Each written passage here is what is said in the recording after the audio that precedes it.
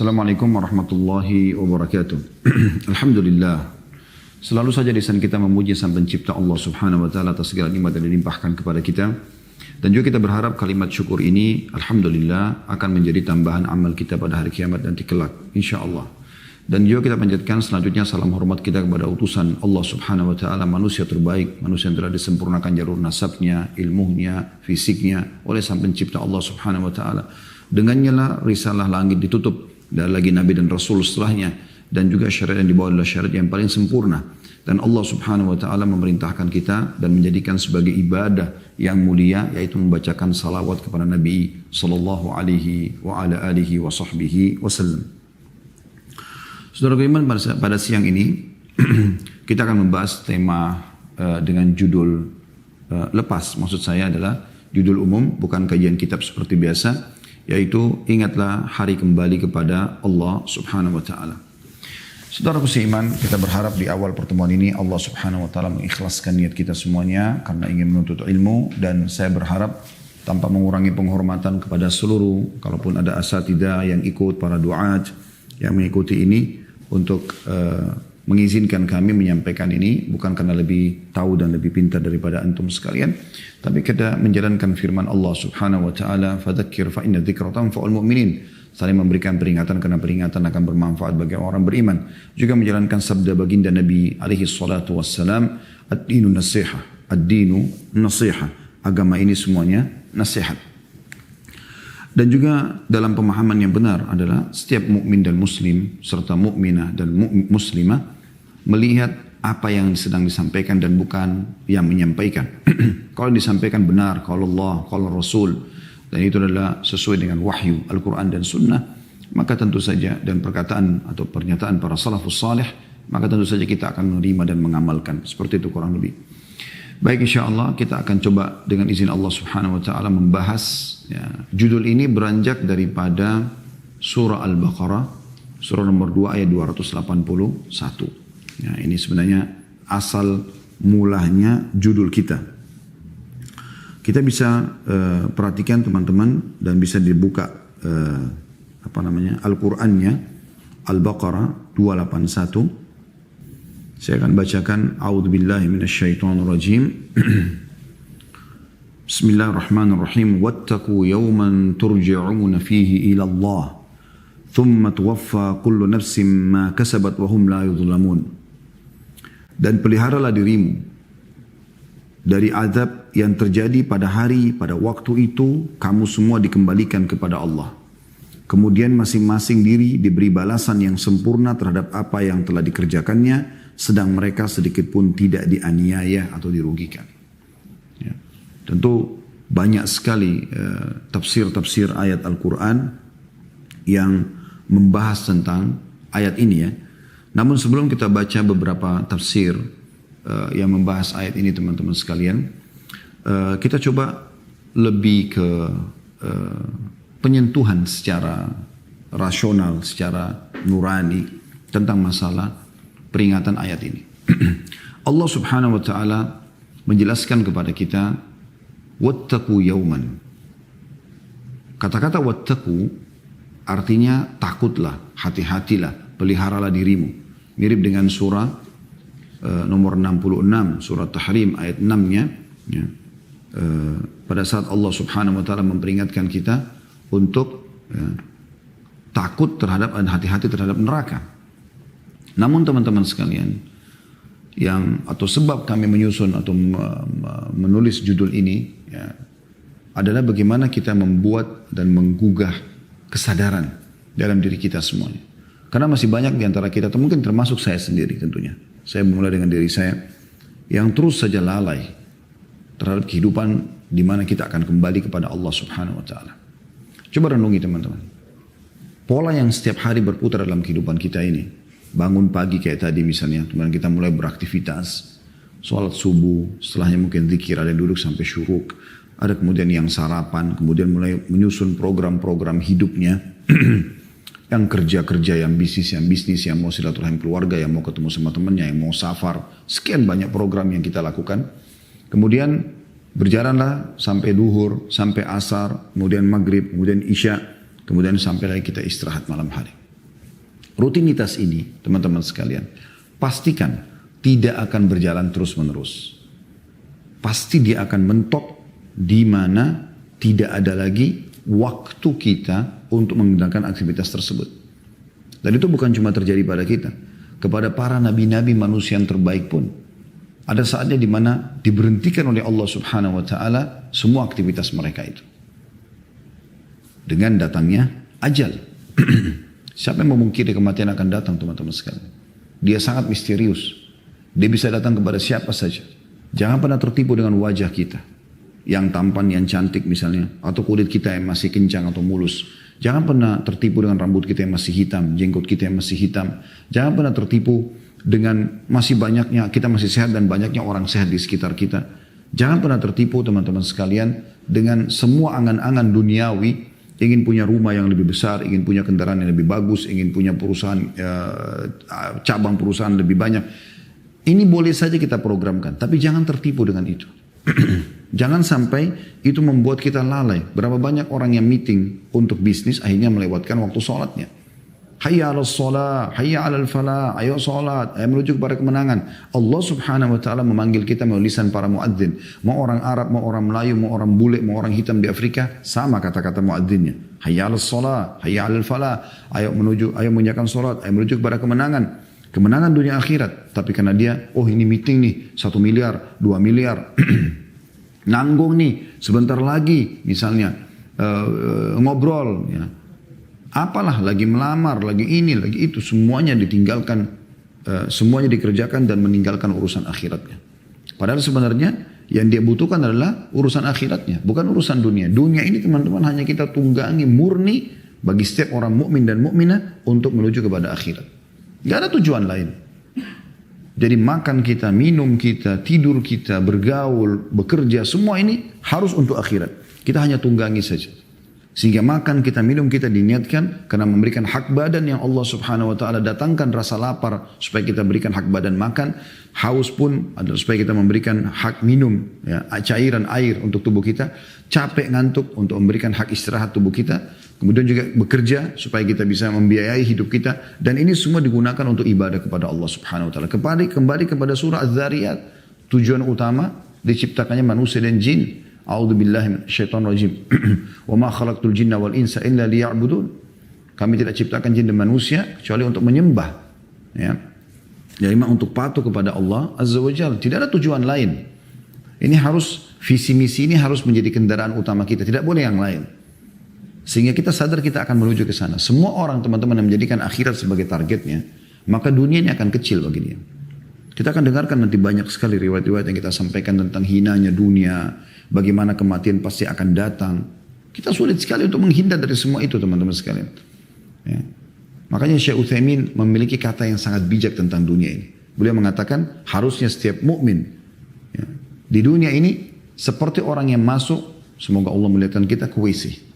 Dia selesaikan hajatnya kemudian dia pergi. Ya. Dalam sebuah hadis yang sahih di mana baginda Nabi SAW mengatakan perumpamaan aku dengan dunia seperti seorang musafir yang kebetulan lewat, kebetulan dia lewat, capek, dia lewat di dekat sebuah pohon, kemudian dia istirahat, lalu kemudian dia pergi. Hanya seperti itu, sebentar sekali. Nanti teman-teman pada saat malaikat maut datang dan mencabut ruh kita, kita baru, ternyata cuma sebentar ya. Bahkan orang di akhirat Allah tanya, kam labithtum fil ardi adada sinin, berapa lama kalian hidup di muka bumi? Apa kata mereka? Labithna yawman aw ba'da yawm, kami hanya hidup seperti sehari atau beberapa hari saja. Bukankah teman-teman kita pada saat ketemu sama teman kita SD, saya berapa kali ketemu di umur saya yang 46 tahun ini, saya kadang-kadang ketemu dengan beberapa teman yang dulu sama-sama SD ya, sama-sama dulu ya, sekolah ya, lembaga yang lain, misalnya juga pada saat kami di Madinah dulu, saya masih SMA, S1, kita ketemu kasus, tidak usah bicara SD teman-teman sekalian, tidak usah bicara masalah S1 itu tahun 98 kami tamat di Madinah, ya masih sekitar mungkin 20 tahun sekian yang lalu. SD saja ketemu sama teman-teman SD kadang-kadang, oh ingat dulu di kelas begini, oh ingat dulu si fulan, kita kayak masih ingat seperti baru kemarin itu. Seperti itu. Dunia itu subhanallah ringkas sekali. Ringkas sekali. Anda renungi semua itu dan harus faham misalnya, tidak boleh tidak. Kalau ini semua akan kita lewati. Kita temukan orang yang memahami apa yang saya baru bahasakan ini, maka mereka akan tersentuh teman-teman secara keimanan. Oh ternyata memang dunia ini akan kita lewati sebentar. Ya, coba kita renungi beberapa ayat Al-Quran. Tadi itu diantaranya yang sudah kita bacakan. Wattaqu yawman turja'una fihi ilallah. Bertakwalah kalian, ya, atau takutlah kalian, peliharalah kalian dari hari di mana kalian akan dikembalikan kepada Allah. Maksudnya kita sehat, sakit, kuat, lemah, kaya, miskin, turunan darah kerajaan, raja atau masyarakat biasa, tetap turja'una fihi ilallah. Kalian akan dikembalikan kepada Allah. Mau kemana kita? Mau kemana teman-teman? Sadarlah, terlalu banyak manusia sebelum kita. Terlalu banyak. Yang lebih tampan, yang lebih cantik, yang lebih pintar, yang lebih sempurna tapi mati juga. Bukankah Anda pernah mendengar dan sebagai seorang muslim tahu tentang 25 nabi dan rasul? Mana mereka? Nabi Muhammad SAW saja meninggal dunia. Dan sahabat menangis sedih mereka dengan kematian Nabi SAW tapi nggak bisa buat apa-apa. Itu adalah sunnatullah, peraturan yang Allah terapkan.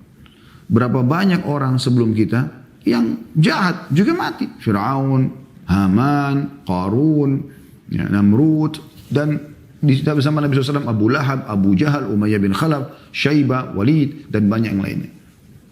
Dan jelas sunnatullah tidak akan berubah. Walan tajida li sunnatillahi tabdila. Kalian tidak akan temukan perubahan dalam sistem yang sudah Allah buat. Yang menjadi orang baik, mengikuti jalan Allah dan Rasulnya, pasti akan selamat.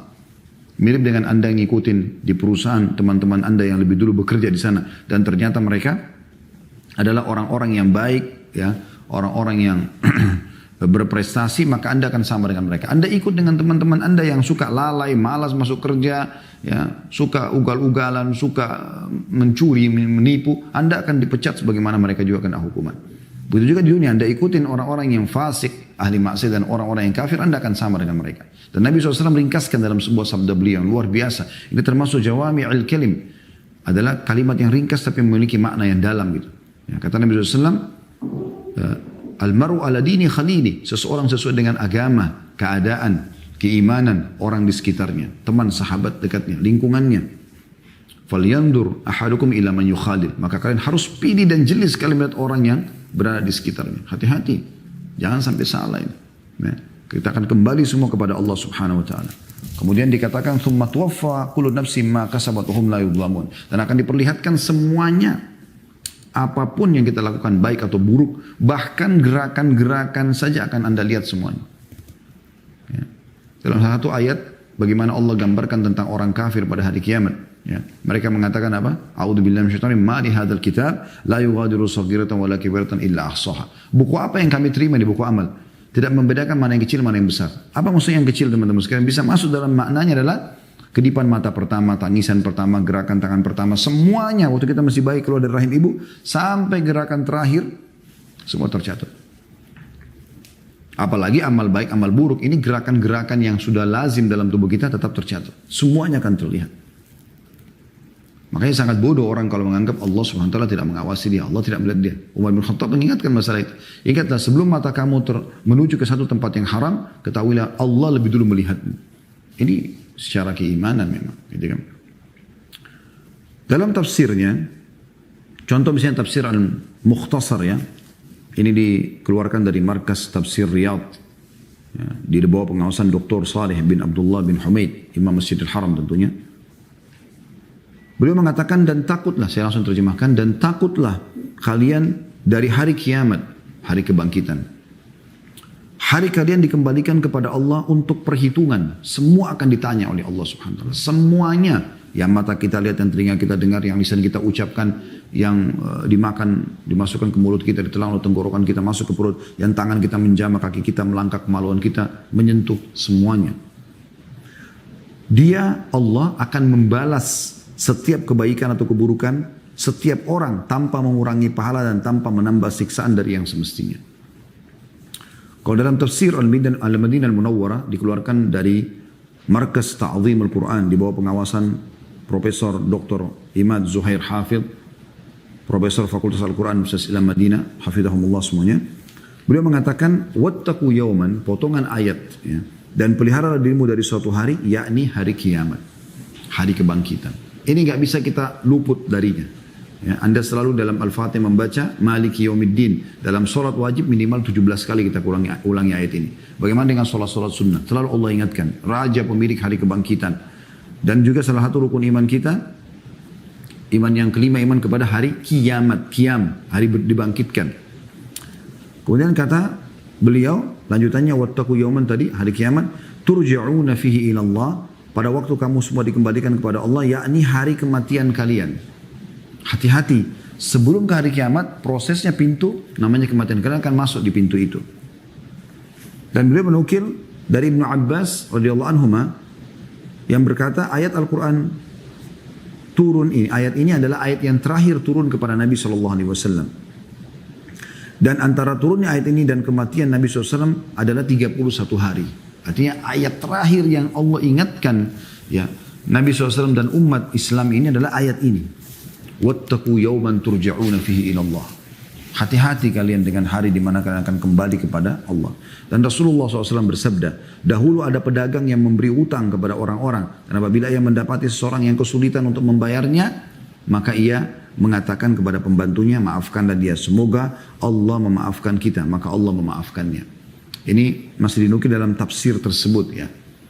Tapi ada tambahan informasi di sini bahwasanya ayat ini ayat terakhir turun kepada baginda Nabi SAW untuk memberikan peringatan dan yang memerintahkan untuk diletakkan di situ ya di antara ayat 280 dan 282 ya, setelah menjelaskan masalah riba ya masalah sedekah, Allah SWT mengingatkan masalah ini. Kemudian juga dalam tafsir Zubdatut Tafsir ya, ini salah satu buku min Fathil Qadir, ya ini menjelaskan tentang tafsir Fathil Qadir. Dr. Muhammad Sulaiman Al-Ashkar, beliau mengajar juga di Masjid Madinah atau di Universitas Madinah, maaf. Ya. Beliau mengatakan Al-Qasim bin Abi Ayyub berkata, suatu ketika aku mendengar Sa'id bin Jubair mengulang-ulang bacaan ini dalam sholatnya sebanyak 20 kali. Artinya para salafus saleh dulu begitu lewat Al-Baqarah, pas baca Al-Baqarah 281, mereka mengulangi sambil merenungi. Wattaqu yawman turja'una fihi ila Allah. Terus hati-hatilah dengan hari di mana kalian akan dikembalikan kepada Allah, karena mereka faham akan ditanyakan semuanya. Nikmat, ya, ketaatan-ketaatan, kemudian pelanggaran-pelanggaran, Allah akan minta semuanya. Allah akan tanya dan Allah akan perlihatkan semuanya. Lalu beliau mengatakan, ayat yang paling agung untuk menasihati para pemakan riba dan para pemilik harta yang mereka telah disibukkan oleh harta mereka, prestasi dunia, sehingga lupa akan ketaatan kepada Allah, berikut ini adalah ayat yang Allah tutup dengannya ayat-ayat riba dan merupakan akhir ayat yang diturunkan oleh Allah SWT di antara wahyunya kepada Nabi Muhammad SAW. Yaitu, wattaqu yawman turja'una fihi ila Allah, thumma tuwaffa kullu nafsin ma kasabat wa hum la yudhlamun. Hati-hatilah kalian, pelihara dari kalian dari hari di mana kalian akan dikembalikan kepada Allah. Kemudian Allah akan memberikan balasan. Yang baik akan dapat pahala sempurna, yang buruk akan kena hukuman, gitu. Ya. Dan tidak ada yang dizalimi. Lalu kata beliau, sekecil apapun perbuatan seseorang akan dituliskan baginya balasan pahala. Hal itu berdasarkan makna umum dari firman Allah Subhanahu wa taala ayat ini. Wattaqu yawman turja'una fihi ila Allah. Dan sampai akhir ayat. Cukup banyak teman-teman sekalian ya. Kemudian juga ada diambil dari Markas Tadabbur di bawah pengawasan Profesor Dr. Umar bin Abdullah Al-Muqbil, Profesor di Fakultas Syariah Universitas Qasim ya, Saudi. Dia Dabbaru Ayati, ya, ini nama markasnya ya. Makna daripada Al-Baqarah 281 adalah takutlah kepada hari kiamat yang mana kalian akan kembali kepada Allah. Kemudian masing-masing jiwa mendapati amal perbuatan mereka berupa kebaikan atau keburukan. Sehebat apapun Anda mengemas keburukan Anda, Allah tahu. Allah akan perlihatkan. Mereka tidak dizalimi dengan dikurangi kebaikan mereka dan ditambahi keburukan mereka. Bahkan Ibnu Juraij, ini masih di pernyataan yang sama ya. Ibnu Juraij rahimahullah berkata, ayat ini diturunkan 9 malam sebelum wafatnya Nabi SAW. Lalu setelah itu tidak ada ayat yang diturunkan. Ibnu Abbas radhiyallahu anhu berkata, akhir ayat Al-Quran diturunkan kepada Nabi SAW adalah wattaqu yawman titik-titik ya. Dan jedah waktu antara turunnya ayat tersebut dan wafatnya Nabi SAW adalah 31 hari. Ini luar biasa gitu. Bagaimana ya, ayat ini memang menjadi peringatan terakhir yang akan disampaikan Nabi SAW kepada umatnya. Dan setelah itu Nabi SAW wafat. Sebagai bukti tentang kebenaran ayat ini kalau semua orang akan meninggal dunia. Ada ayat yang serupa dengan ini, kita coba tadabburi beberapa ayat teman-teman sekalian, yaitu surah Luqman. Surah Luqman surah nomor 31 ayatnya 33. Silakan dibuka supaya kita tadabburi. Surah nomor 31 ayat 33. Saya bacakan, a'udzubillahi minasyaitonirrajim. Ya ayyuhan nasu taqu rabbakum. Ya ayuhan nasu attaqu rabbakum wakhshaw yawman la yajzi walidun an waladihi wala mauludun huwa jazin an walidihi syai'a inna wa'dallahi haqqo fala tagurrannakumul hayatud dunya wala yagurrannakum billahil gharur. Hai manusia.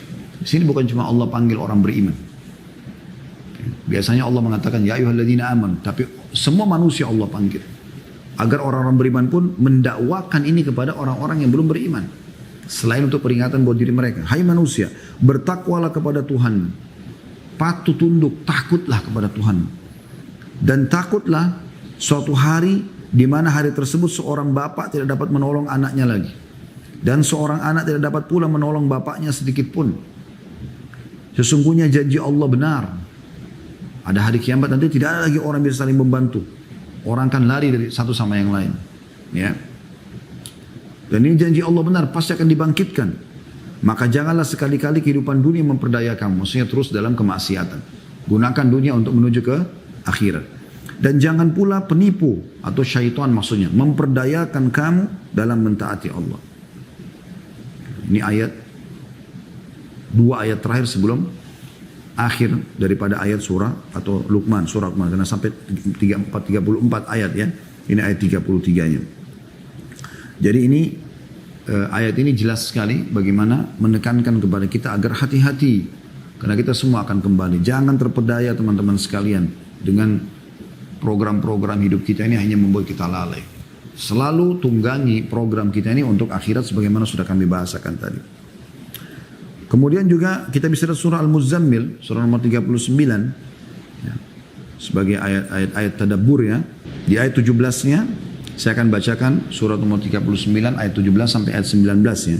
A'udhu billahi minasyaitonir rajim. وَالَّذِينَ اجْتَنَبُوا الطَّاغُوتَ أَنْ يَعْبُدُوهَا وَأَنَابُوا إِلَى اللَّهِ لَهُمُ الْبُشْرَى فَبَشِّرْ عِبَادٍ. Dan orang-orang yang menjauhi tagut, tagut semua yang disembah selain Allah.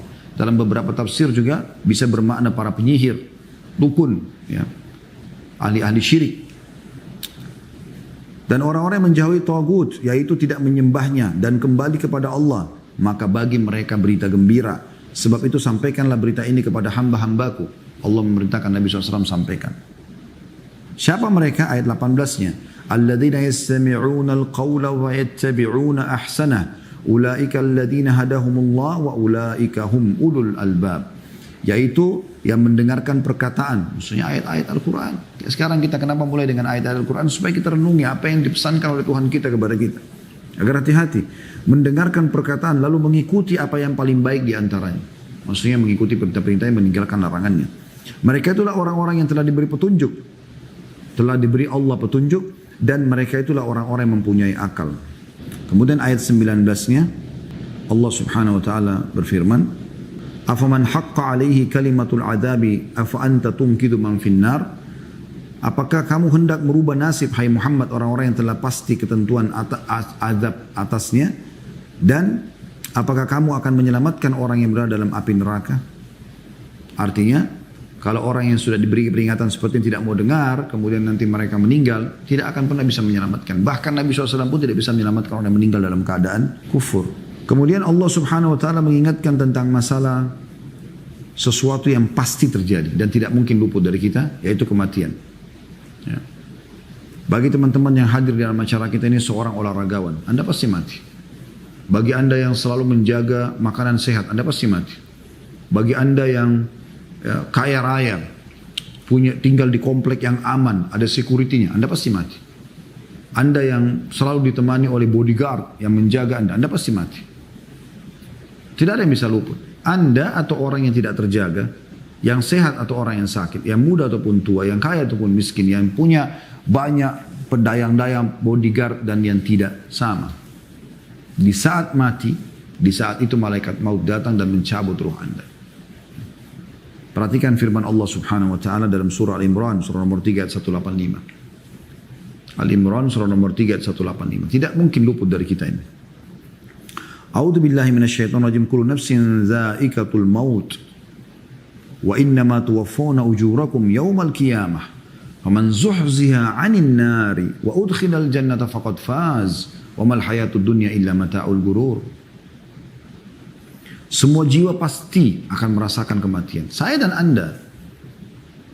Dan itu hitungan detik, teman-teman sekalian. Detik. Ini lagi ngomong ini tiba-tiba malaikat maut datang mencabut ruh, selesai mati. Dan hanya akan menjadi kenangan sementara. Ya, kenangan plus sementara. Orang akan mengenang, oh Khalid Basalamah pernah ceramah.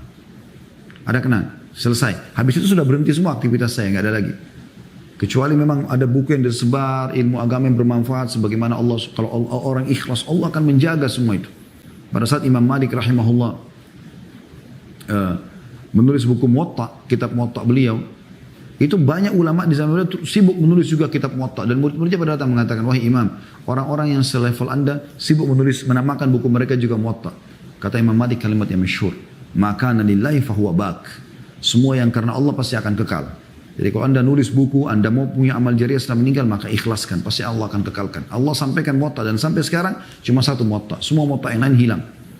Nggak ada yang ya, terjaga sampai sekarang. Siapa yang ikhlas? Maka itu akan bisa dikenang. Tapi setelah itu, sementara. Anda akan diingat oleh kerabat Anda, sehari, 2 hari, 3 hari, sebulan, setahun. Makin lama makin mereda. Sampai akhirnya Anda sudah tidak dikenang lagi. Saya kasih contoh. Siapa di antara kita teman-teman, yang sampai sekarang masih bisa mengenang kakek-kakeknya.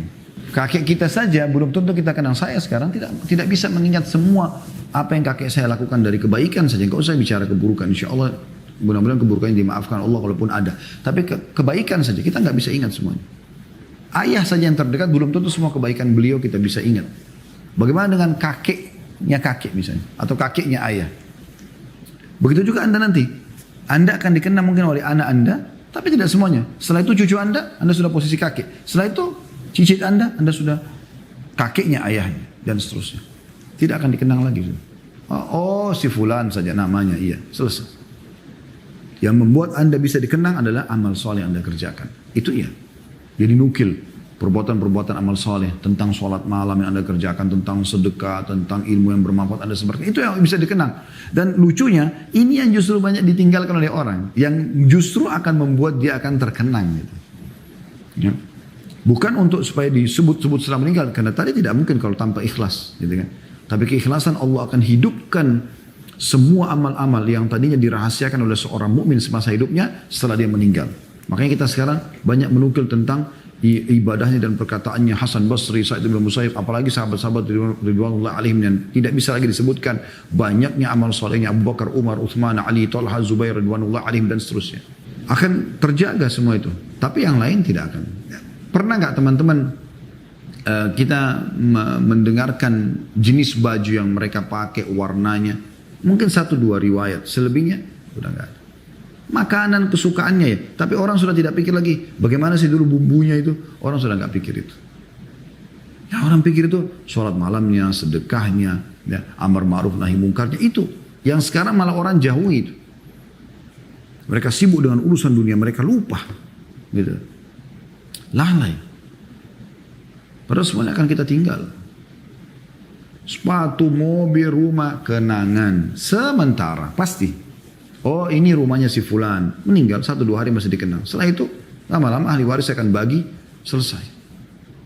Dan gitu. Begitu semuanya teman-teman sekarang. Jadi jangan terpengaruh dengan kulit yang kencang, wajah yang tampan, wajah yang cantik, rambut yang indah, jenggot yang masih hitam, badan yang kekar. Ini semua iya kita tunggangi untuk fasilitas supaya mendekatkan diri kepada Allah. Tapi kalau Anda gunakan dalam kemaksiatan kepada Allah Azza wa Jalla, dan Anda akan dihisab oleh Allah hari kiamat, ini jadi masalah. Anda melahirkan permasalahan buat diri Anda sendiri. Lalu kata Allah Subhanahu wa taala, dan kalian pasti akan menerima balasan kalian pada hari kiamat nanti. Siapa yang hari kiamat diselamatkan dari api neraka? Zuhziha. Ya, disortir, selamat dari api neraka dan masuk dalam surga. Faqad faz. Dia telah beruntung, itu kemenangan yang sebenarnya. Dan ketahuilah, kehidupan dunia hanya sesuatu yang menipu saja. Ya. Kemudian dalam surah Al-Anbiya, surah nomor 21 ayat 35, Allah Azza wa Jalla juga berfirman, dan ini akan kekal ditidakkan oleh orang yang beriman sampai hari kiamat, dan sudah turun dari 1400 tahun sekian yang lalu kepada baginda Nabi SAW. A'udzu billahi minasyaitonir rajim. Al-Anbiya surah nomor 21 ayat 35. Kullu nafsin dha'iqatul mauti wa nabluukum bisyarri wal khairi fitnah wa ilaina turja'un. Semua jiwa pasti akan mati dan kami akan menunjukkan kebaikan dan keburukan kalian. Ya. Dan kepada kami lah kalian akan dikembalikan. Allah mengingatkan, dha'iqatul maut, pasti akan melalui kematian. Sehebat apapun Anda, pasti mati. Dan pada saat mati baru sadar, oh ternyata benar tuh dulu dalam Al-Quran, oh ternyata benar tuh yang disampaikan oleh para da'i-da'i, para syekh, para ustaz-ustaz, oh ternyata benar, nyesal nih ya. Tapi nggak manfaat lagi. Dalam surah Al-Ankabut juga Allah menyebutkan, ya. A'udzubillahi minasyaitonir surah nomor 29 ayat 57 ya. Kullu nafsin dha'iqatul maut tsumma ilaina turja'un. Semua yang bernyawa pasti akan mati. Mati, pasti mati. Hati-hati ini. Ya. Dan pasti akan dikembalikan kepada Allah. Kemudian juga dalam surah Al-An'am, surah nomor 6 ayat 61. Allah SWT mengingatkan bagaimana cepatnya malaikat maut yang datang dan mencabut ruh. Hitungan detik, selesai. Mau dia kekar bagaimanapun, mati semua. A'udzu billahi minasyaitonir rajim. Wa huwal qahiru fawqa ibadi wa yursilu 'alaikum hafadhah. Dan dia menguasai seluruh makhluknya. Dan dia mengirim kepada kalian para malaikat yang menjaga. Hatta idza jaa ahadakumul mautu tawaffathu rusulun la yufarritun. Dan pada saat tiba saatnya dia mati, maka para utusan kami akan mencabut ruh mereka wa hum la yufarritun. Mereka tidak telat sedikit pun. Cepat eksekusinya. Kemudian dalam ayat yang lain juga, dalam surah An-Nisa, Allah Subhanahu wa taala berfirman, ya. Subhanallah, di tulisan saya agak kecil, saya sempat nulis tapi tidak mengingat ayatnya. Kalau saya tidak salah ini di ayat 58 ya. Dan insyaallah ayat yang masyhur ya. A'udzubillahi minasyaitonir rajim. Aina ma takunu yudrikumul maut walau kuntum fi burujin musyayyadah. Dimanapun kalian berada, walaupun kalian berada di building yang kuat, yang bagus ya, tetap aja kalian akan wafat. Ya sepertinya bukan ayat 58 ya. Dan jelas dalam surah An-Nisa insyaallah. Mohon maaf kepada ikhwas sekalian, ini saya tidak mengingat memang di ayat keberapa dia ya. Ini manusiawi. Yang penting ayatnya sudah sampai kepada Anda semua. Kemudian juga dalam surah Al-Jumu'ah, surah yang masyhur, surah nomor 62 ayat 8, Allah Subhanahu wa taala berfirman, A'udzu billahi minasyaitonir rajim. Qul innal mautal ladzi tafirruna minhu fa innahu mulaqikum. Ketahuilah kematian yang kalian selalu lari daripadanya pasti akan mendatangi kalian. Thumma turadduna ila alimil ghaibi wasyahadati fayunabbi'ukum bima kuntum ta'malun. Dan kalian pasti akan dikembalikan kepada zat Allah yang maha mengetahui yang gaib dan juga yang nyata. Dan kalian akan ya, diberitahukan terhadap apa yang kalian lakukan itu. Dalam surah Qaf, surah nomor 50 ayat 19, Allah SWT berfirman tentang kebenaran datangnya kematian. Wa ja'at sakratul mauti bil haqq, dzalika ma kunta minhu tahrid. Sakaratul maut, pencabutan ruh itu pasti akan datang dengan benar. Dan itu tanpa kamu sangka-sangka. Tidak bisa kita luput dari masalah ini. Ya. Dan cukup banyak teman-teman sekalian dalil-dalil yang berhubungan dengan masalah peringatan seperti ini. Ada poin juga yang saya ingin sampaikan supaya kita juga menyadari masalah ini teman-teman sekalian. Yaitu Anda bisa melihat surah Fatir, surah nomor 34 ya. Ayat 37. Nah ini termasuk yang perlu kita renungi bersama ya, ayat ini. Dan kita lihat nanti bagaimana Imam Qurtubi rahimahullah memaknakan ayat ini. Bunyinya, A'udzubillahi minasyaitonir rajim. Awalam nu'ammirkum ma yatadzakkaru fihi man tadzakkara wa ja'akumun nadhir. Ini satu ayat pendek tapi maknanya dalam sekali tafsirnya, subhanallah. Ya. Artinya, dan bukankah kami telah memanjangkan umurmu dalam masa yang cukup untuk berfikir bagi orang yang mau berfikir, dan bukankah telah datang kepadamu pemberi peringatan. Nanti kalau orang meninggal akan disampaikan ayat ini kepada dia oleh para malaikat. Bukankah kami telah memberikan umur yang cukup. Kalau ada orang pas melihat malaikat maut baru mau sadar, baru mau ibadah, baru mau tobat, maka malaikat akan mengatakan, bukankah Allah sudah ingatkan dalam Al-Quran, kami telah berikan kepadamu umur yang cukup dan telah datang kepadamu peringatan. Nah, sekarang yang perlu kita titik beratkan teman-teman sekalian adalah makna daripada waja'akumun nadhir, dan telah datang kepada kalian pemberi peringatan. Kata Imam Qurtubi rahimahullah, saya ambil dari kitab At-Tadhkirah beliau ya.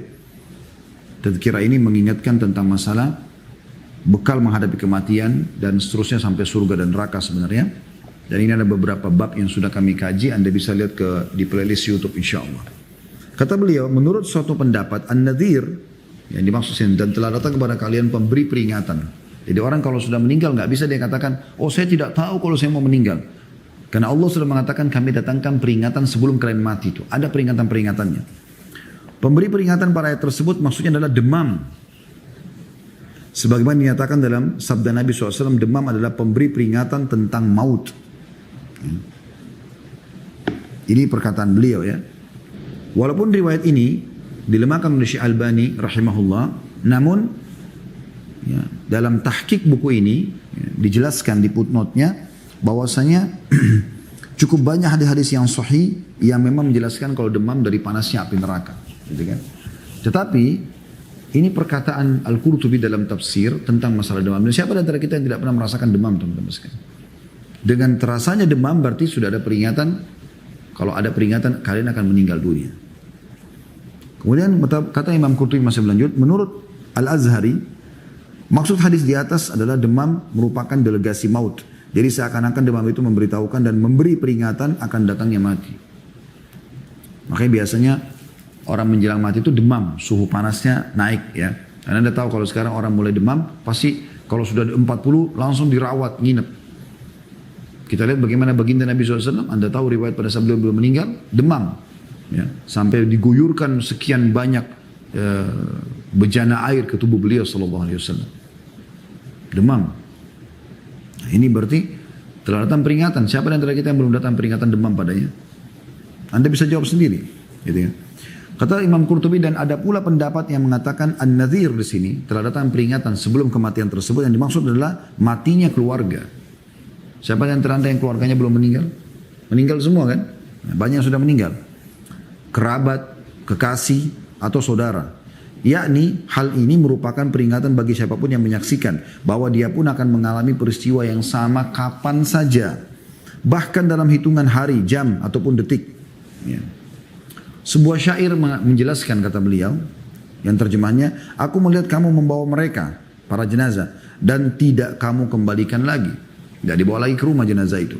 Maka agaknya aku pun akan kau bawa juga, dan pasti tidak akan kembalikan, dan pasti kau tidak akan kembalikan lagi.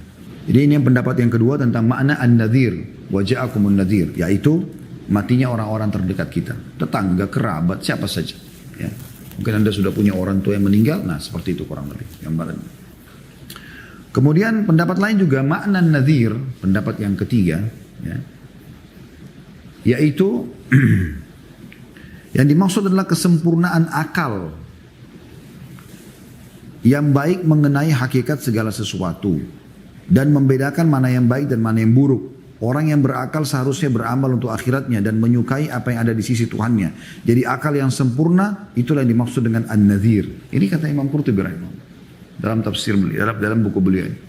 Artinya begitu kita sudah mulai bisa membedakan mana baik mana buruk, biasa dikenal dalam buku fikih dengan sinnu tamyiz, umur bisa membedakan mana baik mana buruk, gitu kan. Itu teman-teman sekarang sudah masuk dalam makna nadhir, itu peringatan juga. Itu yang ketiga. Makna yang keempat, an-nadhir juga bermakna al-inzar atau al-i'zar. Karena ketiga kata ini satu dengan lainnya hampir bersamaan artinya, yakni pemberi peringatan, pemberi peringatan dan pemberi alasan. Adapun pemberian hujjah atau alasan yang terbesar bagi hukuman Allah kelak ialah diutusnya para rasul kepada umat manusia dan selanjutnya uban. Ya, jadi ini potongan makna nadhir di sini adalah datangnya rasul, datangnya para utusan.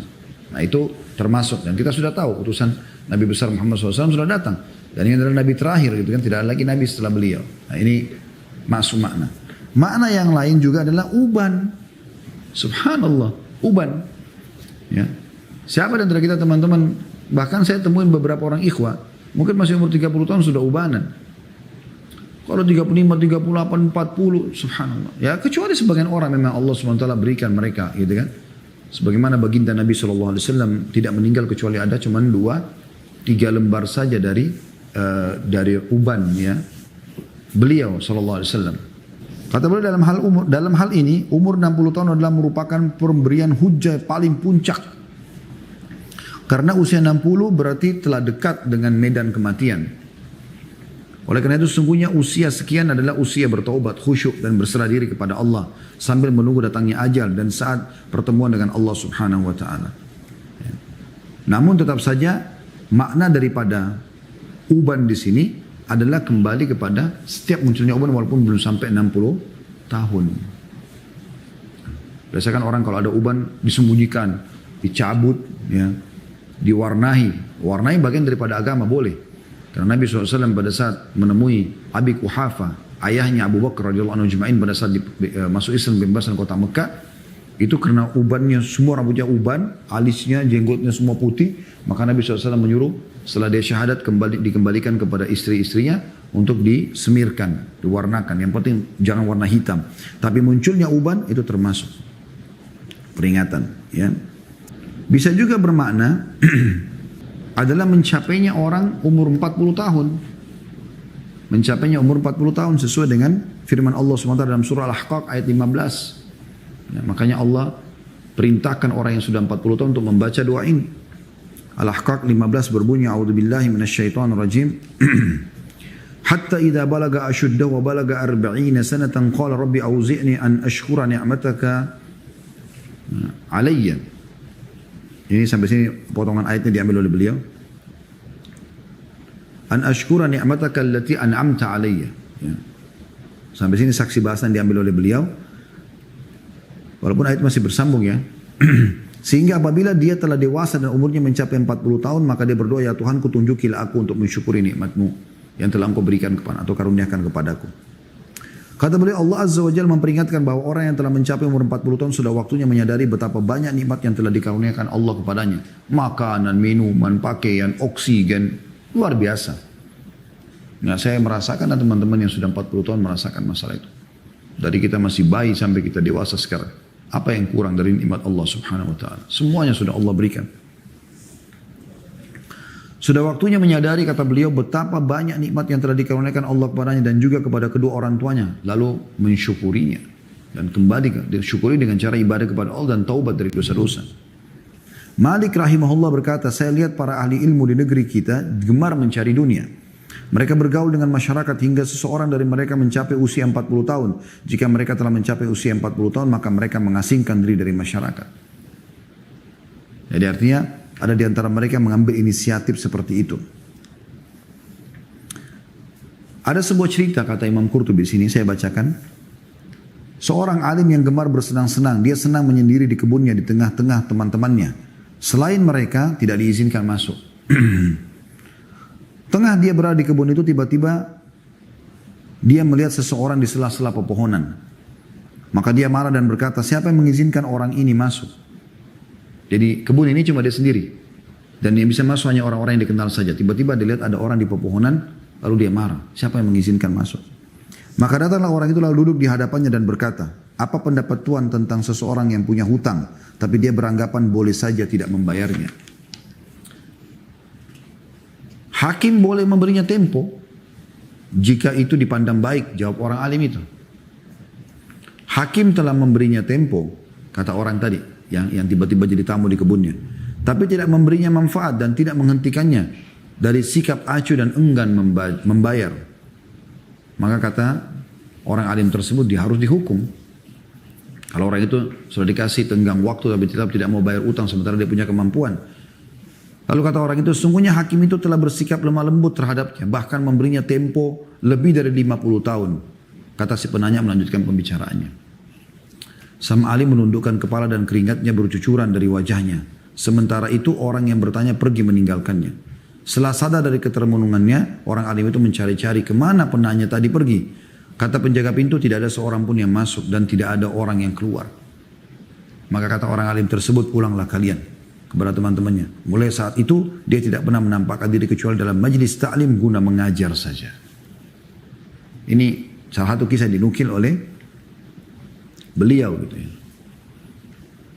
Di antara kisah yang lain ya, beliau menukil, saya pikir ada baiknya kisah tadi kita sambung dengan kisah-kisah lainnya, kata beliau, tentang uban. Peringatan dan ancaman sebagai nasihat bagi kita semua agar waspada terhadap datangnya maut. Ya. Ada sebuah kisah tentang seorang kaya yang hidup mewah. Dia berusaha menolak datangnya maut apabila datang secara tiba-tiba. Tanpa didahului tahapan-tahapan. Ketika ditanya apa sebabnya, dia menuturkan, saya punya seorang budak perempuan. Tiap kali aku senang-senang dengannya, maka semakin lekat juga cintaku padanya. Pada suatu hari aku membolak-balik rambutnya. Tiba-tiba ada 2 helai rambutnya yang putih. Maka aku sampaikan hal itu kepadanya. Tentu saja dia terperanjat seraya berkata, perlihatkan kepadaku. Aku pun memperlihatkan kepadanya dan tiba-tiba dia mengucapkan, yang benar telah datang dan yang batil telah lenyap. Surah Isra ayat 81.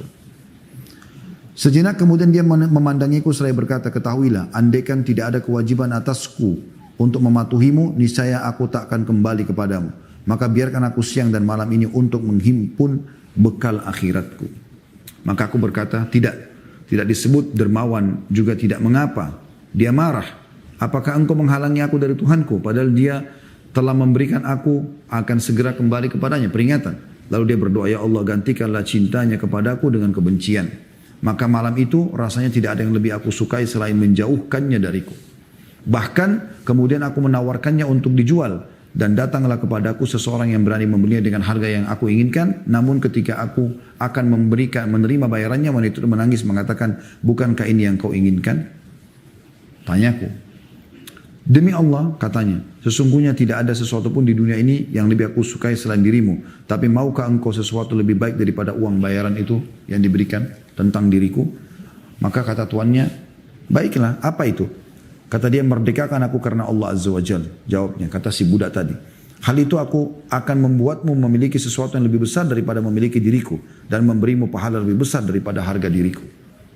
Kata tuannya, ya, aku memerdekakanmu karena Allah. Maka wanita itu pun berdoa, semoga Allah meluluskan akadmu dan memberimu berlipat ganda dari yang engkau inginkan. Dan sejak itu saya berzuhud, agaknya wanita itu telah berhasil membuatku tidak menyukai dunia dengan segala kenikmatannya. Saya coba ulangi garis besarnya. Jadi ada seseorang diceritakan oleh beliau pernah punya seorang budak wanita.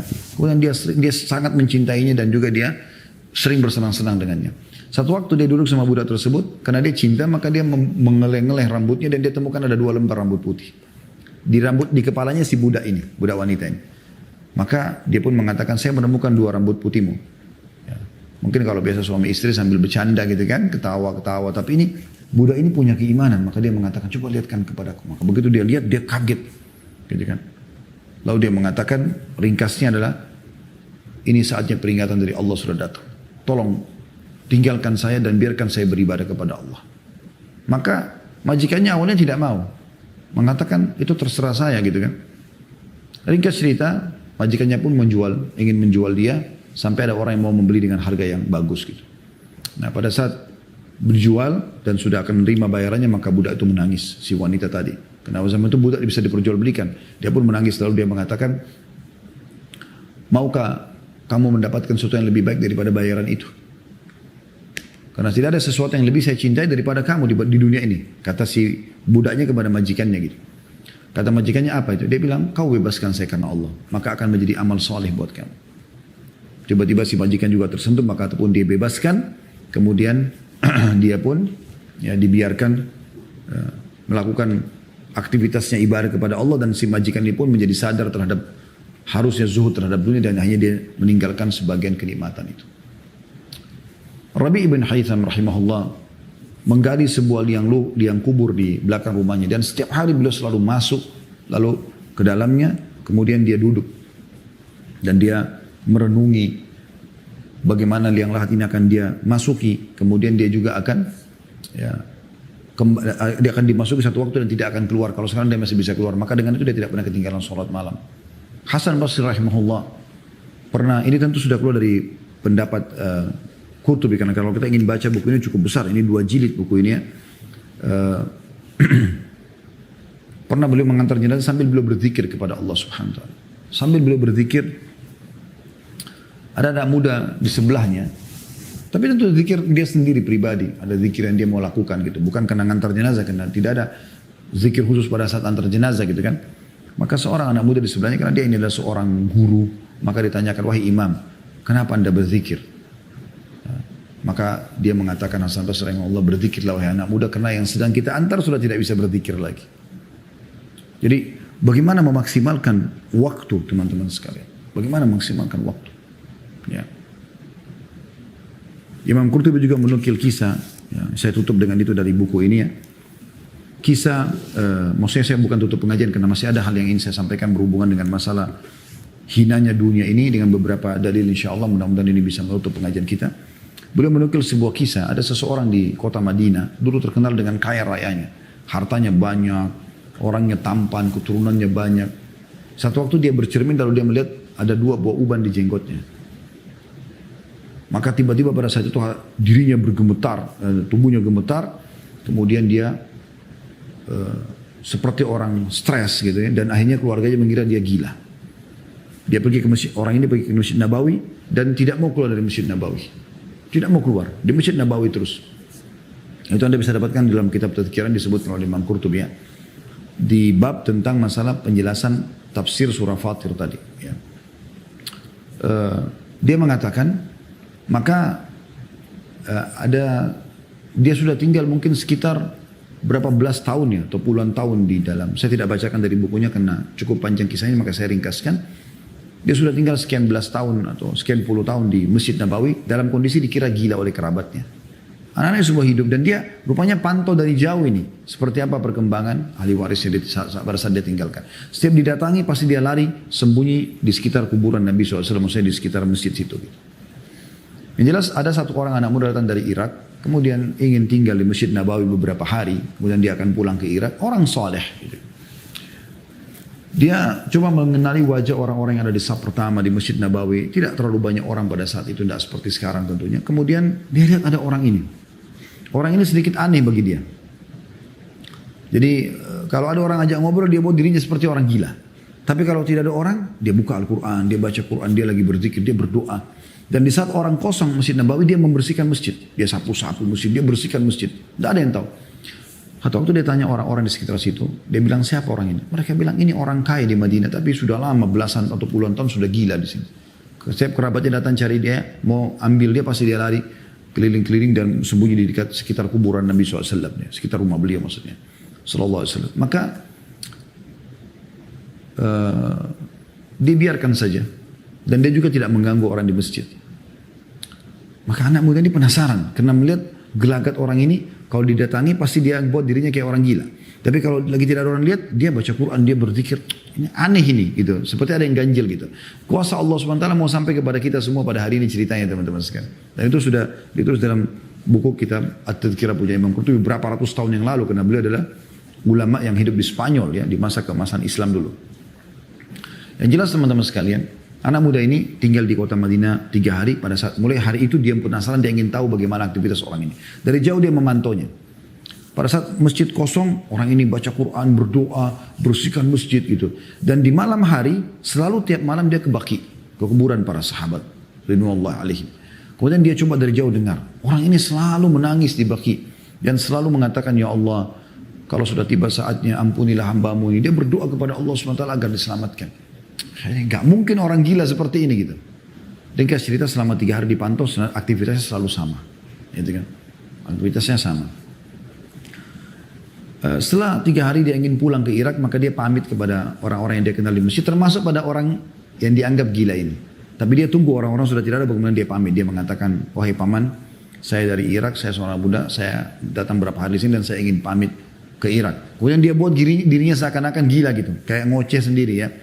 Kemudian anak muda ini mengatakan, Anda jangan melakukan perbuatan ini kepada saya. Karena saya tahu Anda tidak gila.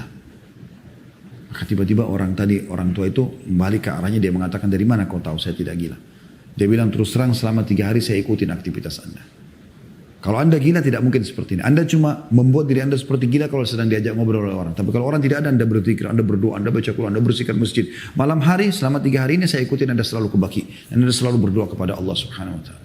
Tolong sampaikan kepada saya. Apa yang membuat Anda lakukan ini? Padahal Anda ini adalah orang kaya di Madinah. Maka orang itu pun akhirnya membuka siapa dia sebenarnya. Dia mengatakan, benar, saya sebenarnya bukan orang gila. Tapi sekitar 20 tahun yang lalu, kalau tidak salah, puluhan tahun ya, saya sempat melihat diri saya di cermin dan saya temukan ada 2 lembar jenggot saya berwarna putih. Maka saya mengingat firman Allah SWT surah Fatir, waja'akumun nadhir, telah datang peringatan kepada kalian. Maka saya takut saya meninggal sementara amal saya masih sedikit dan urusan dunia saya masih banyak. Maka saya pun mengambil inisiatif untuk ke Masjid Nabawi dan tidak ada yang lebih tenang dan lebih mudah ibadah seperti ini sekarang. Ini contoh saja teman-teman. Bagaimana mereka menyadari hari kembali kepada Allah Subhanahu Wa Taala. Jangan terus-menerus lalai. Usahakan minimal sekali kalaupun kita ada dalam satu perbuatan mubah, minimal mubah. Dan itu pun yang mubah Anda bisa ubah menjadi sunnah. Sebagaimana banyak ulama mengatakan, misal contoh mubahnya mandi, mubahnya mendinginkan badan misalnya, mubahnya makan, mubahnya minum, mubahnya tidur. Itu kan mubah hukumnya ya, asalnya. Bisa menjadi sunnah. Bagaimana Anda niatkan makan dan minum karena ingin memberikan hak tubuh. Dan ingin kuat agar lebih kuat beribadah. Anda tidur supaya memberikan hak badan dan juga Anda lebih kuat beribadah. Anda lakukan apapun aktivitas, semua Anda hubungkan dengan masalah akhirat. Maka bisa berubah dari mubah menjadi menjadi sunnah. Dan teman-teman sekalian, jangan lagi kembali kepada pintu-pintu yang membuat Anda lalai selama ini. Gak ada gunanya. Teman-teman Anda yang membuat Anda lalai selama ini hanya bisa paling jauh dia berdiri di atas liang kuburan Anda. Paling jauh, tidak akan lebih daripada itu. Yang selalu menemani Anda ke diskotik, ke bar, ke karaoke, lale-lale, ngobrol-ngobrol, main kartu, omong kosong yang buang-buang waktu, gitu kan. Yang tidak ada isinya, gitu. Tidak ada ibadahnya. Minimal zikir akhi dan ukhti. Astagfirullah, subhanallah, ya, berdoa kepada Allah SWT. Minimal dengarkan ilmu, nasihat, ya, sesuatu yang bermanfaat. Jadi waktu Anda itu bernilai gitu. Maka teman-teman yang mengajak dalam kemaksiatan ini hanya akan berdiri di liang lahat Anda dan itu pun hitungan menit. Setelah itu mereka akan pergi. Anda akan tinggal sendiri dalam kuburan tersebut. Ingat sabda Nabi SAW. Kalau seseorang meninggal maka akan ikut 3 hal ke kuburan.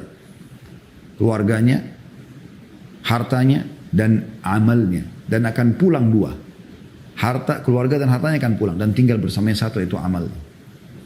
Keluarga, secinta-cintanya istri pada suami, suami pada istri, orang tua pada anak, anak pada orang tua, sahabat pada sahabatnya, pasti pulang. Nggak mungkin nginep di atas kuburan tersebut. Dia pasti pulang, fitrahnya begitu. Istri kita bahkan bisa menikah lagi sama laki-laki lain. Suami kita juga begitu. Anak-anak kita akan sibuk dengan aktivitasnya, sahabat-sahabat akan aktivitas kembali, makan, minum seperti aktivitas mereka. Harta, mobil yang paling mewah pun Anda miliki paling jauh diparkir di pagar kuburan. Tidak akan lebih daripada itu. Setelah itu jadi warisan dan akan jadi kenangan saja. Oh itu mobilnya si fulan, selesai. Yang tinggal adalah sholat, puasa, zakat, sedekah, semua ini. Yang selama ini kita selalu tidak memberikan haknya maksimal.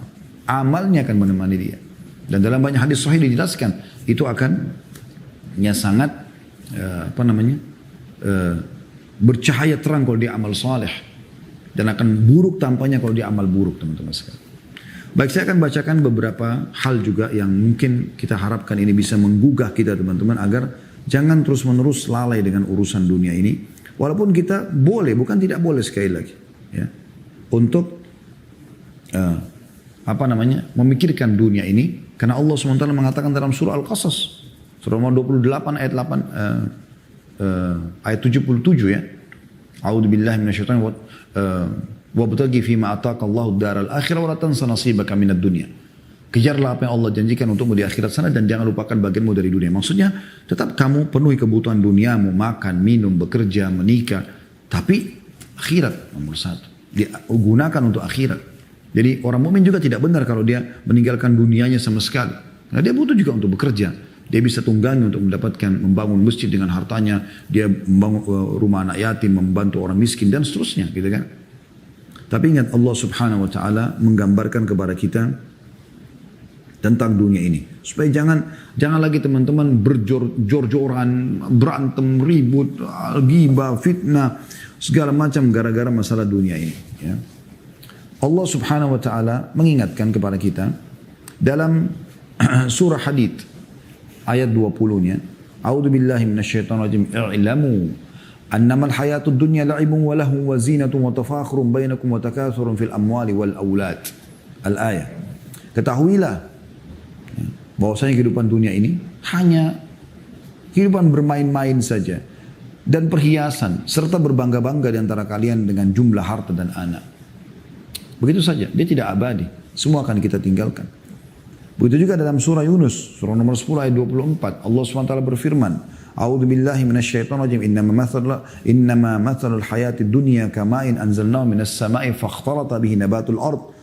فاختلط به نبات الأرض مما يأكل الناس والأنعام حتى إذا أخذت الأرض زخرفها وزينت وظن أهلها أنهم قادرون عليها أتاها أمرنا ليلا أو نهارا فجعلناها حصيدا كأن لم تغن بالأمس كذلك نفصل الآيات لقوم يتفكرون. Ketahuilah perumpamaan kehidupan dunia seperti air yang kami turunkan dari langit, hujan, ya. Dan pada saat air itu bercampur dengan tanah, maka tumbuhlah tumbuh-tumbuhan yang dikonsumsi oleh manusia dan juga hewan-hewan. Dan pada saat bumi itu telah meresap air tadi, maka tumbuhlah tumbuh-tumbuhan tadi dan akhirnya menjadi indahlah. Ya, karena mulai daun-daunnya segar, buah-buahannya juga sudah mulai matang. Dan para penduduk bumi mengira atau pemilik-pemilik pohon tersebut mengira bisa menguasainya, maka tiba-tiba datang ya perintah kami untuk menghancurkannya siang atau malam atau siang hari, maka kami jadikan dia seperti tidak ada sebelumnya. Tumbang pohon itu, hilang semua buahnya, rontok semua daunnya. Begitulah kami memberikan rincian bagi orang yang mau berfikir. Bagi orang yang mau berfikir. Artinya kehidupan dunia ini sebentar kita akan lalui semua. Bahkan teman-teman kita ini manusia-manusia di akhir zaman. Sudah banyak manusia yang hidup sebelum kita. Sebuah pesan Hasan Basri menarik teman-teman. Dia mengatakan, aku tahu rezekiku tidak akan diambil oleh orang lain. Karena itu hatiku selalu senang. Tenang. Jadi gak ada istilahnya, oh ini ngambil proyek saya. Rezekinya dia kalau anda belum dapat. Aku tahu amalku tidak akan dikerjakan oleh orang lain. Tidak mungkin orang lain sholat untuk aku, puasa. Tidak bisa kita bayar dia untuk lakukan itu. Karena itu aku sibuk beramal saleh. Dan aku tahu Allah Ta'ala selalu memperhatikanku. Karena itulah aku malu jika Allah melihatku dalam maksiat. Dan aku tahu kematian sudah menungguku. Karena itulah aku selalu menambah bekal untuk hari pertemuanku dengan Allah. Beliau mengatakan dalam statement yang lain, jauhilah dunia ini. Karena ia ibarat ular mulus pada sentuhan tangan tapi racunnya membunuh. Lalu beliau juga mengatakan dalam statement pada saat ditanya tentang bagaimana pendapat tentang dunia dan akhirat. Beliau mengatakan, ya, dunia ini dimulai dengan tangisan, diakhiri dengan tangisan. Begitu lahir nangis, begitu meninggal ditangisi. Itu kesimpulannya dunia. Ali bin Abi Thalib berkata radhiyallahu anhu, irtahalatid dunya mudbirah. Ya, dunia sudah pergi, kata beliau. Sudah tua dunia ini. Ya, sudah banyak orang melalui sebelum kita. Wartahalatil akhirah muqbilah. Dan akhirat sudah di depan mata. Ya. Walikulli wahidatin minhuma banun. Keduanya ini punya anak-anak. Anak akhirat, anak dunia ya. Fakunu min abna'il akhirah. Maka jadikan diri kalian sebagai anak-anak akhirat. Wala takunu min abna'id dunia. Dan jangan pernah menjadi anak-anak dunia. Sibuk dengan dunianya, bersaing di situ tanpa ada pikiran akhirat sama sekali. Fa innal yawma amalun wala hisab wa ghadan hisabun wala amal. Karena hari ini kalian berbuat tapi tidak akan ada dihisab, tidak dihisab. Tapi besok akan dihisab tanpa amal. Ini disebutkan oleh Imam Bukhari. Dalam riwayat Imam Muslim, kata Nabi SAW, yaqulul abd mali, mali. Seorang hamba selalu mengatakan hartaku, hartaku. Dia berbangga, dia mengejar, dia mengumpulkan. Innama lahu min malihi thalath.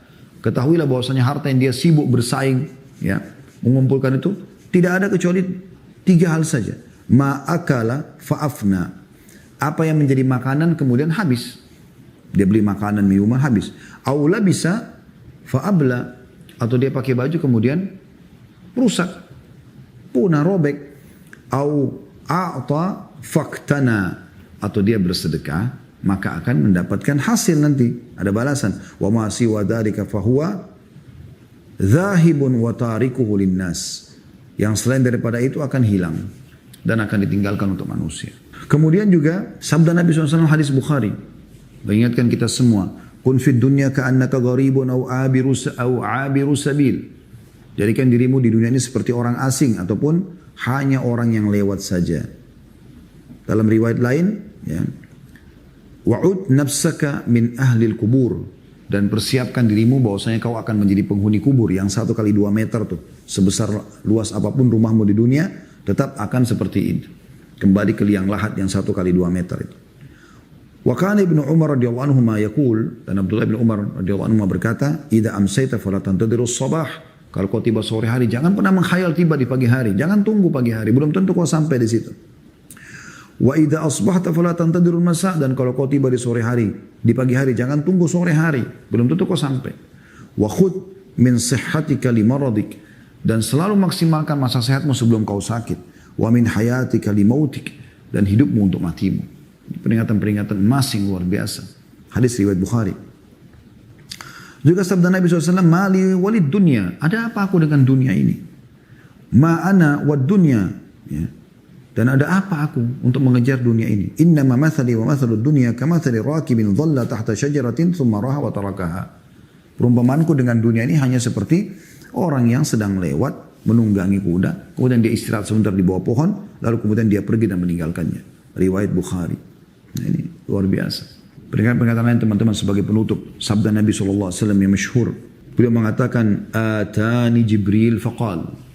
Jibril telah datang kepadaku lalu berkata, Ya Muhammad, ish ma syi'ta fa innaka mayyitun. Hidup sesukamu, hidup sesukamu, toh juga kau akan mati. Artinya tidak akan lewat sehari atau sesaat ataupun ya berkurang sesaat. 60 tahun, 60 tahun, 40 tahun, 40 tahun, 30 tahun, tidak akan lebih sesaat. Hidup sesukamu, artinya isi hidupmu dengan baik atau buruk, pasti kau akan mati.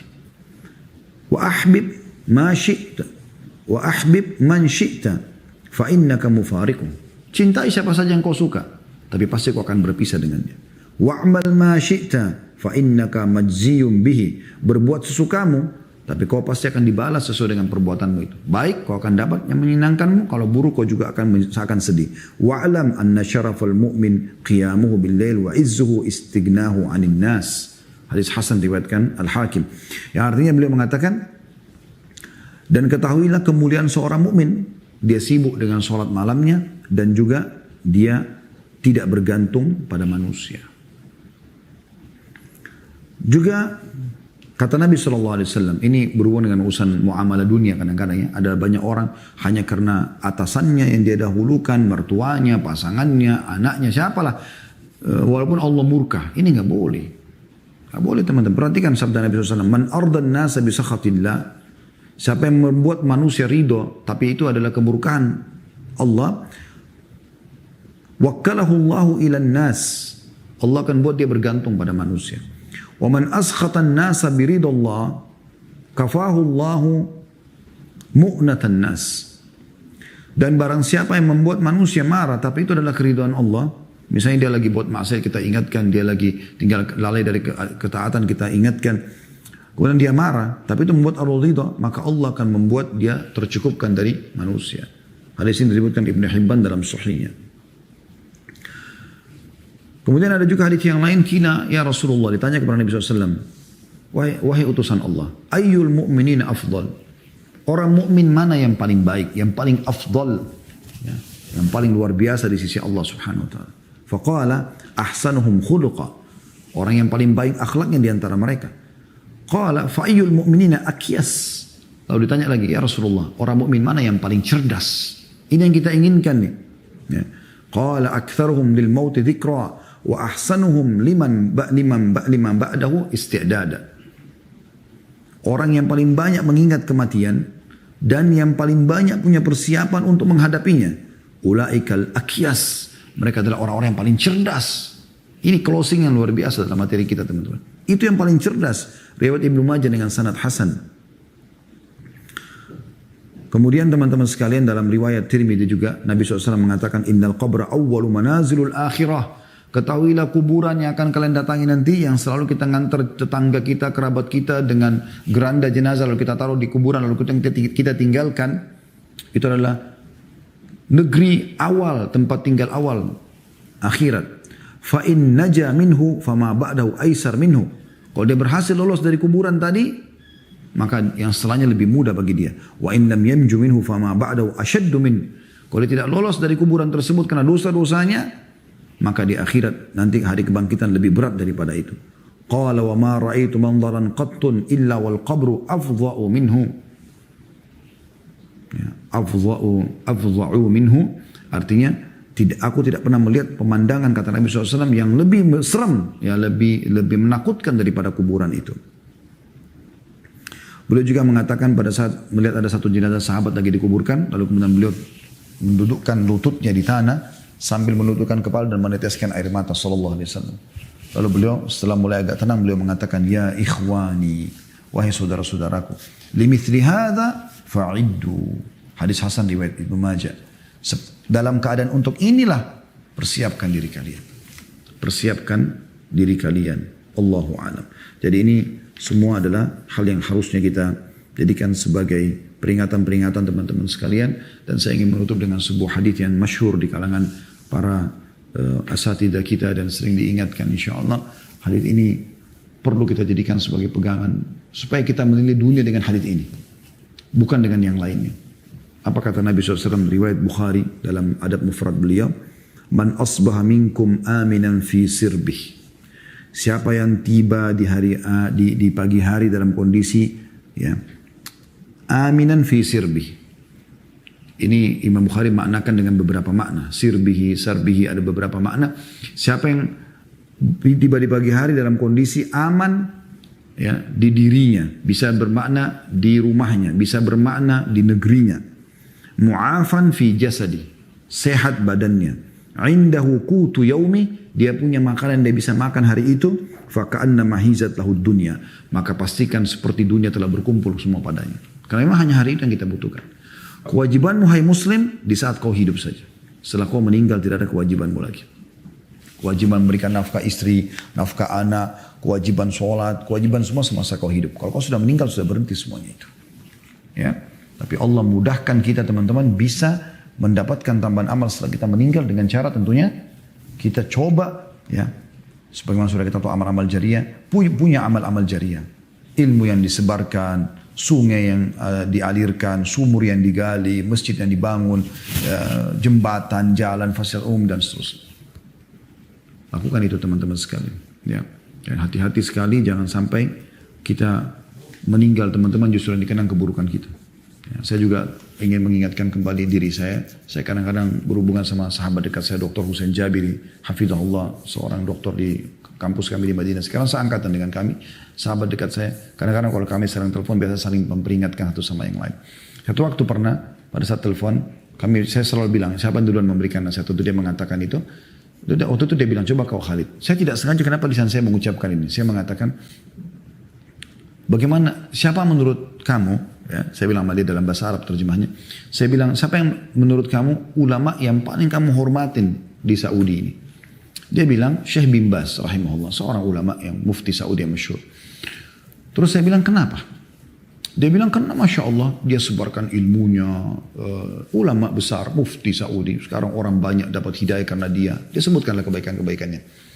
Terus saya bilang, sekarang beliau sudah meninggal. Bagaimana menurut kamu sendiri orang yang mengagumi Syekh bin Baz? Kira-kira beliau bagaimana keadaannya sekarang? Oh tentu sesuai dengan janji Allah SWT. Yang kelihatan insya Allah beliau adalah ahli surga. Ya, artinya dari amal-amal yang beliau lihat dan bagaimana Allah berkahi setelah beliau meninggal pun, Masya Allah fatwanya masih tetap dipakai, buku-bukunya masih dibaca, murid-muridnya banyak mengajarkan ilmu. Kelihatan ada bekasnya gitu.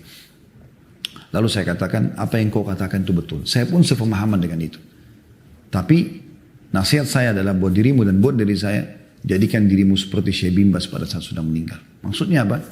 Coba sekarang kau lakukan sesuatu mumpung hidup, yang nanti pada saat kau meninggal, kau juga akan seperti Syekh bin Baz. Ilmumu menyebar, kebaikan-kebaikanmu dikenang, itu yang kamu lakukan. Allahu alam. Ini bahasan kita teman-teman, semoga bermanfaat insyaAllah, dan semoga Allah berkahi sisa umur kita semuanya di atas ketaatan dan keimanan. Semoga Allah SWT menjadikan ini sebagai tambahan amal kita, dan juga menjadikan kita sisa umur ini semua diisi dengan ketaatan, keimanan, dan meninggal insyaAllah di atas iman dan Islam ini. Dan semoga Allah SWT menjadikan ini bermanfaat dan bertambah atau menambah wawasan kita semuanya. Mungkin begitu saja, semoga bermanfaat. Subhanakallahumma bihamdika asyhadu an la ilaha illa anta astaghfiruka wa atubu ilaik. Assalamualaikum warahmatullahi wabarakatuh.